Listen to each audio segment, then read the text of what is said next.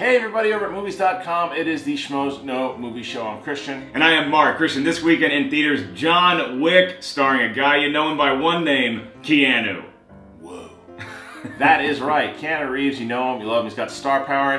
For me, he's always been a likable bad actor. Aww. He's not the best, but look, he's star power. That's the thing. The guy is likable. It's charisma. Yes, he's got charisma. Sometimes he pulls out a performance, you go, that is great. Maybe he's playing a stone time traveler. Who knows? But we are going to be talking about the top 5 Keanu Reeves movies of all time. That's right, and all apologies to Bram Stoker's Dracula, because while it's a great film, we can't put it on this list because Keanu Reeves, like you said, he's not too likable in it, but he's kind of bad. He's horrible. He is likable. He's just, what is he doing with that gray streak? Anyway, let's talk about the top 5. Mark, what do you got coming in at number 5? Okay, well, it's going to be a movie that also has a horror-like premise, and he's just a lot better in this one, and that would be The Devil's Advocate, where he stars opposite Al Pacino. Plays a lawyer, which is the stretch, but it works.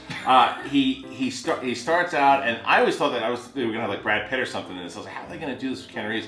And he pulls it off. He's like this hotshot lawyer in Gainesville, and he's married to Charlize Theron, which is never a bad thing. And he's a defense attorney, and he just makes maybe not the moral choices that he should, and he makes one particular one. He goes to New York, and he goes to this big firm, and Al Pacino is his boss, and it turns out that Al Pacino's more than just the boss. He's the damn devil. Yeah, what he's so good at in this film, Keanu Reeves, is that he stays grounded enough to let Pacino do all his crazy Pacinoisms, and it played so well in this film. Maybe not everybody loves it, but it's a lot of fun to watch.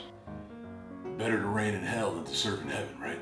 That's more Gary Busey. Yeah. It started as Keanu Reeves and ended Gary Busey's going to be in this a little bit later, not yet. Who we got at number 4? Number 4, I know people are going to be saying, what? Speed at number 4. I know. But when you looked at what was going on with the rest of his movies, Speed is it's a really good movie, and it proved that this guy is an action star. Yeah, pop quiz, hot shot. That was one of the biggest catchphrases of the 90s. Now, that was said by Dennis Hopper to Keanu Reeves' character, who happens to be on a bus with Sandra Bullock. If that bus goes below 50 miles an hour, kaboom. Yeah, and you know what was so good? It was unpredictable. You had Keanu Reeves with Jeff Daniels in the very beginning. Yeah. Jeff Daniels, spoiler if you haven't seen this movie, Jeff Daniels, see you later, buddy. And you don't expect that coming. It's like the Drew Barrymore thing in Scream. It really was, yeah. It was such a nice build. This is maybe, if you call it Die Hard on a Bus, that's fine, but this might be the best clone of all the Die Hard style movies. And Keanu Reeves, again, this is the one that maybe proved more than any other film up to that point that he could be a leading man. It worked. It had suspense. It was a smart film. There's a lot of great action. It had Cameron from Ferris Bueller. It works great. Let's talk about number 3 and one of my favorite movies of all time, Point Break. This is the argument. It was back and forth. It was like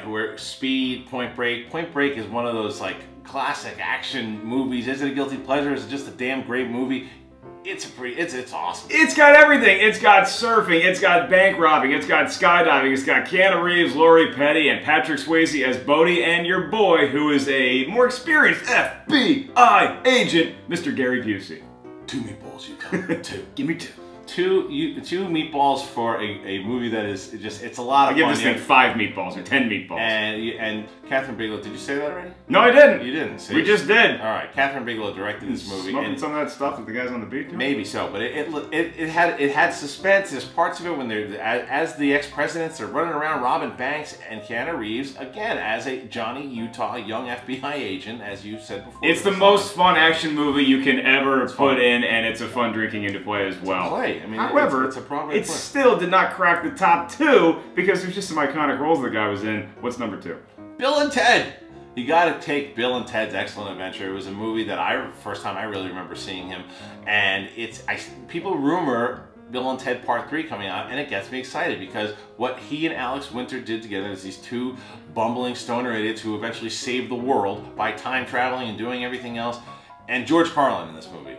That's right, and Clarence Clemens too. Now look, you have another sequel coming out later this year with 2 bumbling idiots, Dumb and Dumber 2. Let's see how that does. And then maybe if they can pull it off, maybe we can do well with the Bill and Ted's, because they had the Bogus Journey, which is also fun, but it wasn't the Excellent Adventure. These 2 guys who want nothing more than to get Eddie Van Halen to join their band, and they end up time traveling, pay everybody from Socrates to Billy the Kid just to pass their history class. It's such a fun movie. It is, and they're the original Wayne's World, if you ask me. Like this thing that they did. If you haven't seen Bill and Ted, go check that out.